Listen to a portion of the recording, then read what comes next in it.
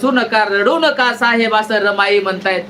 बघा, रमाईला देशातील करोडो जे शोषित पीडित लोक आहेत त्यांची दुःख रमाईला दिसत आहेत आणि ती दुःख साहेब तुमची वाट पाहत आहेत. म्हणून तुम्ही रडू नका, माझ्यासाठी रडत बसू नका.